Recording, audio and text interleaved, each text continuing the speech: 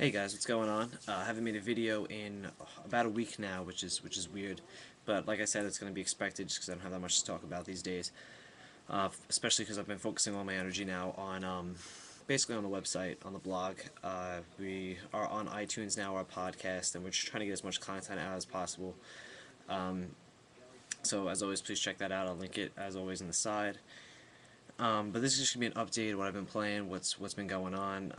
School ended for me a week ago, or no, almost. Yes, wait, uh, almost 2 weeks ago, I believe. No, last week. Sometime, sometime. I don't know. I can't remember. I think it was 2 weeks now that I remember. But in that time, I canceled my GameFly and re-signed up for Blockbuster's Game Pass, so I can just get new releases quicker, and it's more expensive, but I actually get games that I want. I don't have to wait for shipping and stuff like that, so I just run up the block to my Blockbuster and just swap it out as much as I can. First off, I'll get to what I've been playing because there's a lot, um, but I haven't bought anything, at least hard copies. But I've been into a lot of gaming magazines. The first thing the first magazine I picked up recently, um, I was in Borders Books and I was just looking at the game magazine and stuff. I'm a subscriber to Game Informer, but I was looking for something a little different, and this was on the shelf, whatever. It's a Retro Gamer with Wolfenstein on the front.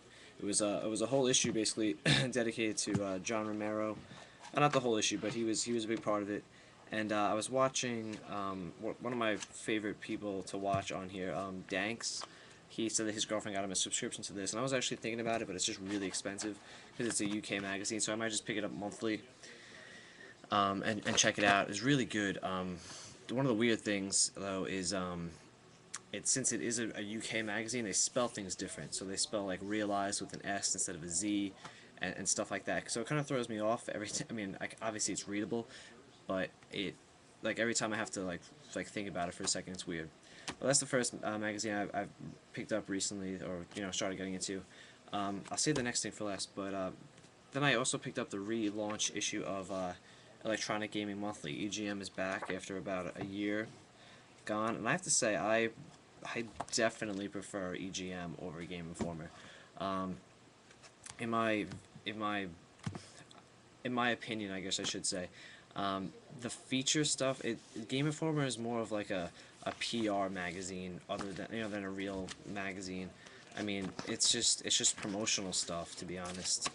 Electronic Gaming Monthly had a really awesome story um, this year, this issue about like Metacritic and stuff like that, and it was real reporting.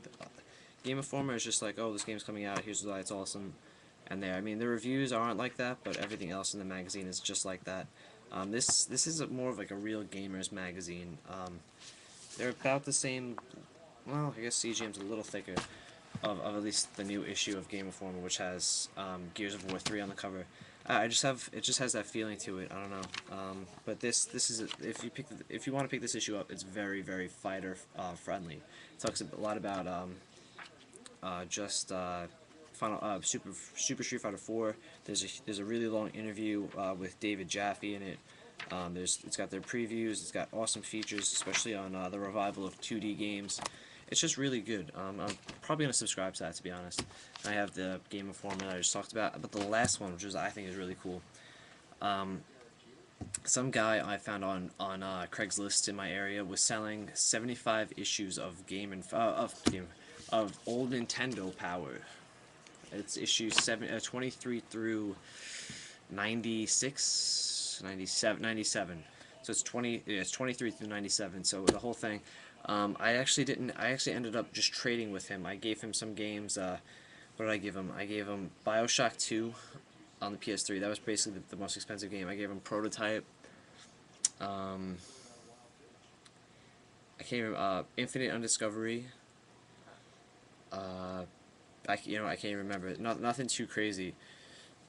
But it's really cool to go back into these magazines. I wish these were more featurey. This is basically the same problem I have today with Game Informer. With this was by Nintendo, so it makes a lot more sense. But this was just basically just strategy guides. I didn't really know that before. It's got some really cool covers. Super Mario World, the announcement. They all have all the posters in them, which is really cool. So a lot of cool stuff there. And before I forget, if anybody has old game magazines that they really don't have any use for, please let me know and I'll take them. I prefer if you just give them to me, but if you want a little sum of money, that's cool. If you have a channel, I'll definitely plug you. Whatever whatever I have to do, because I like checking back, especially with the summer now. Want to do a lot of reading, but that's basically my magazine stuff.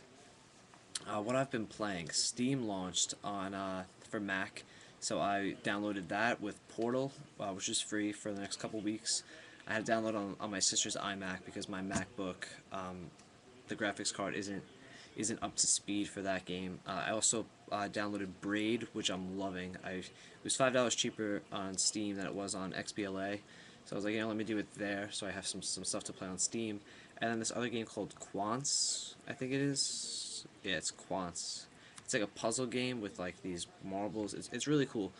It was only $3, so that's my favorite thing about Steam. But Braid is awesome. I'm so pissed I didn't buy it like a year ago whenever it came out. Some of the puzzles are really really hard, but it's really, once you see them, it's like, oh, okay. So that was that. On the console side of things, I tried Metro 2033. I wasn't a huge fan of it. It was a little boring for me. I was really into the setting of like a post-apocalyptic Russia. If you want, my impressions are on the site right now. Again, I'll link it in the bottom now, I guess I should say. I also played Splinter Cell Conviction, which I liked a lot. I got kind of annoyed at the end, or I don't know if it was the end. Probably like, I don't know. I was a couple hours into the game for sure. There was like a defense. I had to defend this computer, and it was just annoying the shit out of me. So I sent it back to, or I returned it to Blockbuster and got something else. What else? I tried the Saboteur. That was decent, but I didn't keep it. And I think that's it for what I've been playing. Tomorrow's a big day. Red Dead Redemption comes out. I'm really looking forward to that game. I'm hoping that my Blockbuster gets it, but I'm pretty sure they will. So I'll be getting that. And I think that's it. I just wanted to give you guys a little update. I'm continuing my Odyssey thing for the summer. I tried Mickey Mania on the SNES. It was okay. It's just a platformer. I tried Blinks, the Time Sweeper, I think it was called. That was actually pretty good. And I tried Clock Tower 3 on the PS2, and that was good. But again, that's all on my site, so check it out. And that's it. Follow me on Twitter and stuff like that. And I'll catch you guys later.